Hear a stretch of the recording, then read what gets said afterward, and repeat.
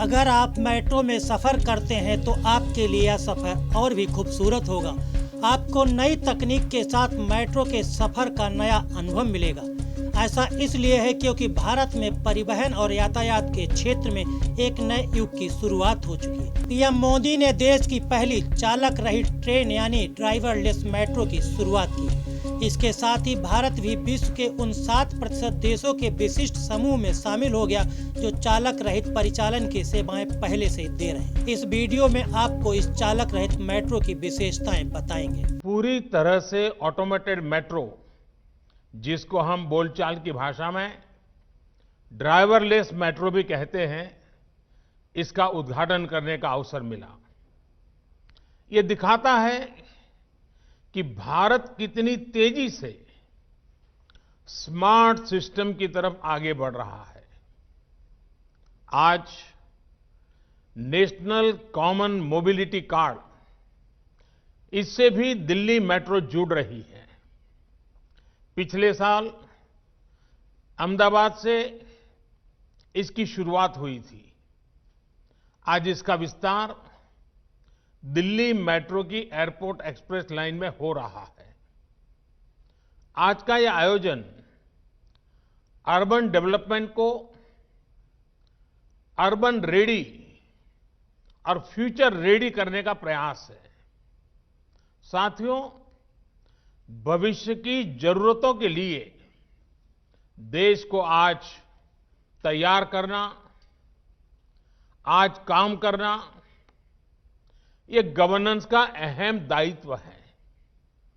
लेकिन कुछ दशक पहले से जब शहरीकरण, अर्बनाइजेशन का असर और अर्बनाइजेशन का भविष्य दोनों ही बिल्कुल साफ था, उस समय एक अलग ही रवैया देश ने देखा। भविष्य की जरूरतों को लेकर उतना ध्यान नहीं था। आधे अधूरे मन से काम होता था, भ्रम की स्थिति बनी रहती थी। उस समय तेजी से शहरीकरण हो रहा है, लेकिन इसके आफ्टर इफेक्ट से निपटने के लिए हमारे शहरों को उतनी तेजी से तैयार नहीं किया गया। परिणाम ये हुआ कि देश के बहुत से हिस्सों में शहरी इंफ्रास्ट्रक्चर की मांग और पूर्ति में बहुत ज्यादा अंतर आ गया।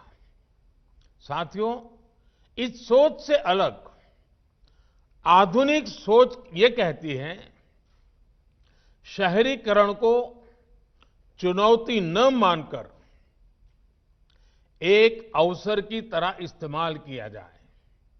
एक ऐसा अवसर जिसमें हम देश में बेहतर इंफ्रास्ट्रक्चर बना सकते हैं, एक ऐसा अवसर जिसमें हम ईज ऑफ लिविंग बढ़ा सकते हैं। इस मेट्रो की विशेषताओं के बारे में बात करें तो यह चालक रहित मेट्रो मेजेंटा लाइन पर चलेगी। यह जनकपुरी पश्चिम से बोटेनिकल गार्डन तक चलेगी। यह ट्रेन 37 किलोमीटर की लंबी दूरी तय करेगी। देश की पहली चालक रहित ट्रेन अत्याधुनिक सुविधाओं से लैस होगी। इसमें 6 कोच होंगे। ट्रेन में यात्रियों के लिए आरामदायक यात्रा का पूरी तरह से ध्यान रखा गया है। इसका सिस्टम इतना सेफ है कि कभी 2 मेट्रो एक ही ट्रैक पर आ जाएं तो एक तय दूरी पर अपने आप रुक जाएगी। मेट्रो में सफर के दौरान कई बार झटके जैसा जो अनुभव होता है वह ड्राइवरलेस ट्रेन में नहीं होगा। ट्रेन में चढ़ने उतरने के दौरान यात्रियों को किसी तरह की परेशानी नहीं होगी। ड्राइवरलेस मेट्रो का सफर communication based train control signalling system से लैस है।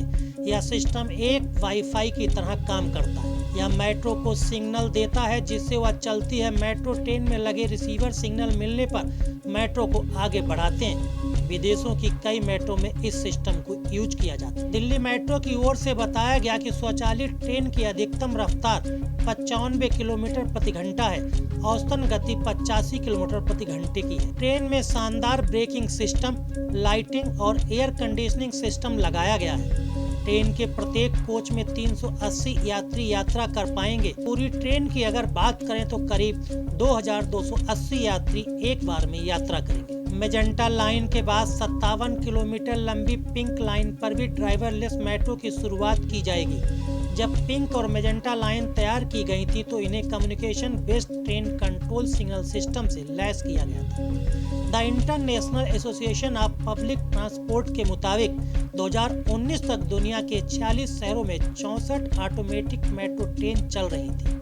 दुनिया की पहली ड्राइवरलेस मेट्रो 1981 में जापान के कोब शहर में शुरू की गई थी। चालक रहित मेट्रो की शुरुआत करने के साथ ही पीएम मोदी ने एयरपोर्ट मेट्रो पर पूरी तरह से संचालित होने वाले नेशनल कॉमन मोबिलिटी कार्ड की भी शुरुआत की। पिछले 1.5 सालों में 23 बैंकों की तरफ से जारी रुपे कार्ड से कोई भी व्यक्ति इस कार्ड के जरिए एयरपोर्ट एक्सप्रेस लाइन पर सफर कर सकेंगे। यह सुविधा 2022 तक पूरे दिल्ली मेट्रो नेटवर्क पर मिलने लगेगी। इसके बाद स्मार्ट कार्ड के साथ ही डेबिट कार्ड से भी यात्री मेट्रो में सफर कर सकेंगे। खबरों का सिलसिला जारी रहेगा। देखते रहिए जनप्रवाद। नमस्कार।